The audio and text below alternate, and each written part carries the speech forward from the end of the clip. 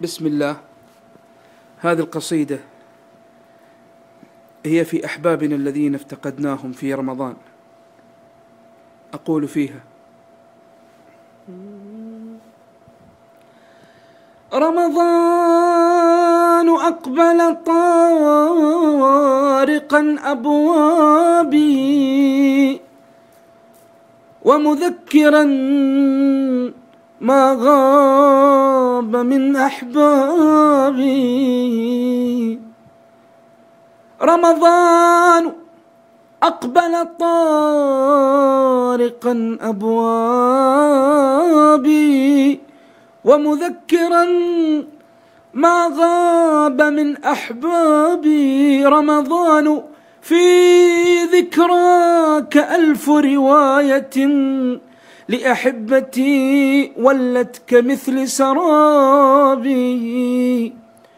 أين الذين أحبهم رمضان؟ هل ذهبوا أيا رمضان دون إيابي؟ رمضان كم ضجت هنا أصواتهم عند الفطور بجيئة وذهابي.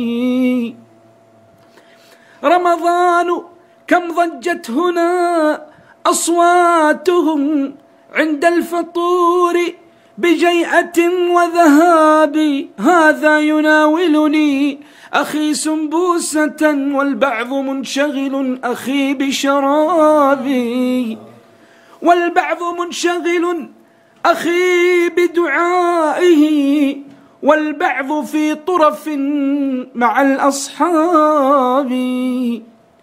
رمضان أبصرهم وأسمع صوتهم ما قد عددتهم من الغياب.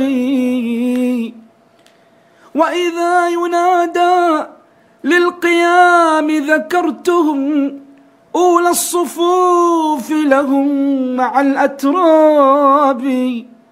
بيض الثياب لباسهم كقلوبهم، منها تفوح روائع الأطياب. كرماء لكن في زمانك أكرموا، كم ينفقون أخي بغير حساب.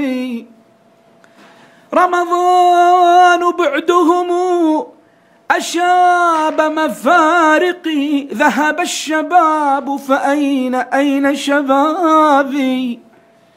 رمضان بعدهم أشاب مفارقي، ذهب الشباب فأين شبابي؟ رمضان كنا في الحياة سوية، والآن هم رمضان تحت ترابي. رمضان قد حرموا أجورك، إنما لم يحرموا من باقي الأسباب. يبقى الدعاء لهم بكل فريضة، وتصدق فيه عظيم ثوابي.